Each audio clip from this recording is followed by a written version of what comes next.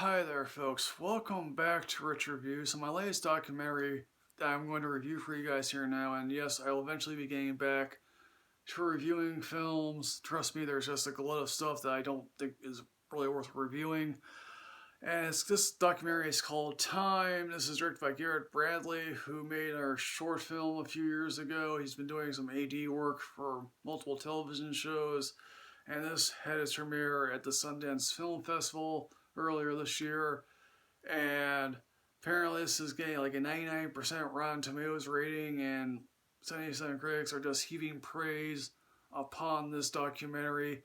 And it's a precise 80 minutes long story with home video footage shot in black and white about Sybil Fox Richardson's 20-year-long battle to free her husband. They tell you this story in relatively concise terms. She and her husband were starting a clothing store in Louisiana, which probably isn't the easiest place to do things. Obviously, they were desperate, and she ended up helping her husband rob a credit union bank, I guess. And of course, she served 3.5 years for that crime.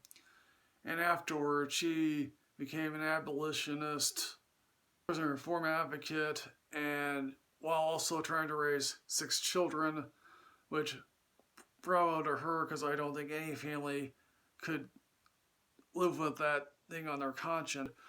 Her husband sadly got 60 years, no probation whatsoever, and of course at the same time no one got hurt. She obviously says, her husband said, okay, it's gonna be okay.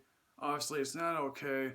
There's a wealth of archival footage here of this family and what it does to a family, because she was 3.5 years away, and obviously she had to have her family take care of her kids. This is named Justice. Obviously, this woman does not raise her voice, and we see her in church and a couple of other places really telling her story of how she kind of found a redemption in a way. I think at times this is an interesting story, but I'm not heaping praise. I'm not saying this is a masterpiece whatsoever, because I feel like there have been other films better that have told of Black experience in narrative form.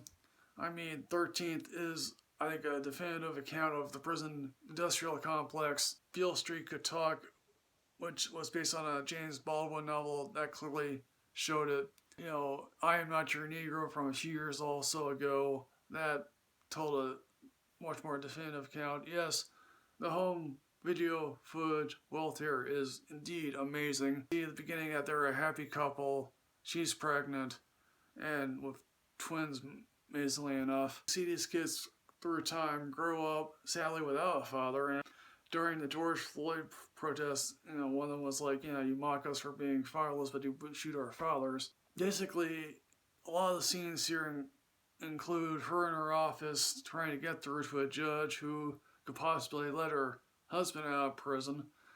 And basically she says, oh yeah, I'm allowed to visit him twice a week for 2 hours at a time. I really did sit here thinking to myself, okay, I'm glad I saw this, but it made no impression on me, and I'm sorry if some people are going to be like, can you say that? This is one of the greatest things ever. It tells another triumph over adversity. Yeah, that's certainly true.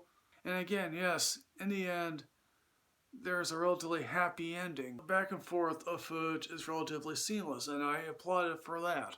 So anyway, folks, what I'm going to say about Time, I'm going to give this a matinee rating, because I think, yes, it should be seen. It's not the best thing I've ever seen this year. So folks, Time, have you seen this? What did you think? Please put everything in the comment box here below here, folks. As always, folks, like, comment, subscribe, enrich yourself with knowledge. Michael Richards 2 on Twitter. I'll see you next time, folks. Yes, hooray.